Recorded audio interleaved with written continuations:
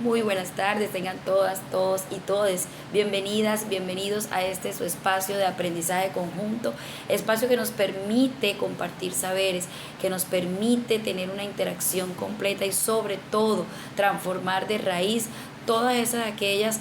pequeñas vestigios que hemos tenido de discriminación, racismo en Colombia. En clave de la canción tan hermosa de Mercedes Sosa, se reafirma la invitación que hacemos en este seminario, en este diplomado de cambiar. Todo cambia y como todo cambia, se hace necesario que día a día seamos conscientes de esos cambios, cambios que se hacen indispensables si queremos formar una sociedad justa, equitativa y sobre todo fundamentada en el respeto y la dignidad del otro. Gracias a todos por estar aquí presentes, por su alto compromiso para este proceso de aprendizaje, de participación. De verdad, y que Inés y yo nos gozamos el ver cómo ustedes participan y sobre todo cómo complementan nuestros conocimientos. De verdad que estas son formas y espacios necesarios para transformar nuestro pensamiento. Sabemos que nuestro pensamiento es la primera parte que debe cambiar y luego nuestra forma de hablar para poder entonces empezar a hacer acciones correctivas de mejora en esos nuestros territorios, con esas nuestras comunidades, para poder así ir poniendo granitos de arena para poder hacer la transformación que necesitamos. Una transformación que sabemos no será de la noche a la mañana, que empezará por pequeños escenarios y que poco a poco podrá cambiar todo el sistema colombiano, que de verdad que lo necesita. Todo cambia y desde hoy debe haber en nosotros ya acciones de cambio. Debe haber cosas, reafirmaciones, unas verdades que contemos completas. Veamos también nuevos protagonistas de estos nuevos mundos posibles. Así que les doy una vez más la cordial bienvenida a estos espacios, espacios que no me cansaré de decir que son de aprendizaje conjunto, de interacción y de comentar las experiencias significativas que complementan las experiencias y narrativas individuales.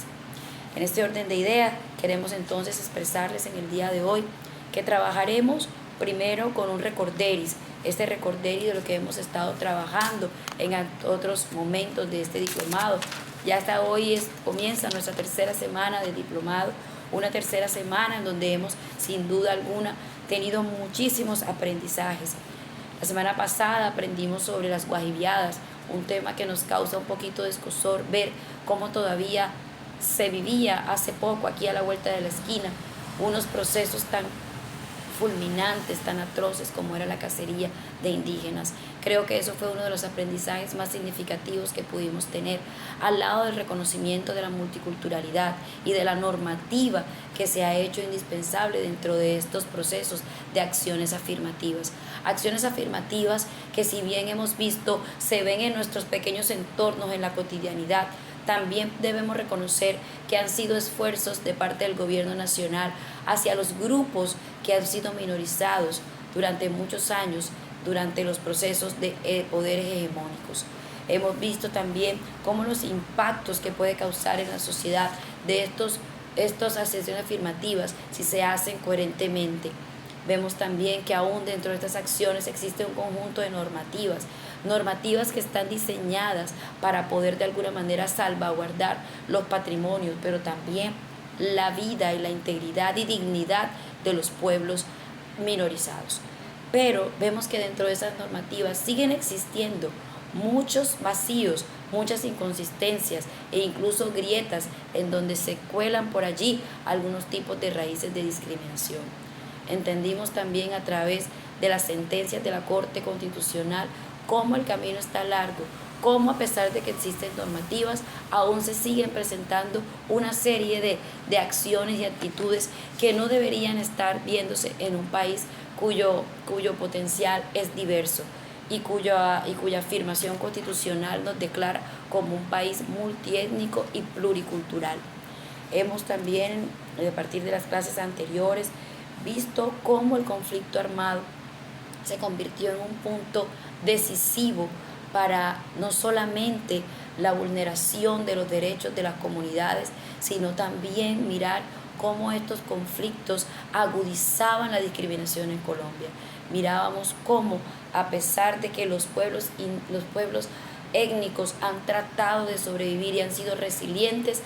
el esfuerzo y el choque de los procesos de violencia con producto del conflicto armado han sido muy fuertes para ellos y han sido momentos difíciles para cada uno de estos grupos, ¿verdad? Veíamos cómo estos procesos también han ayudado a potencializar ese trabajo colectivo de nuestros grupos minorizados, de nuestros grupos étnicos, y debemos seguir trabajando por ellos.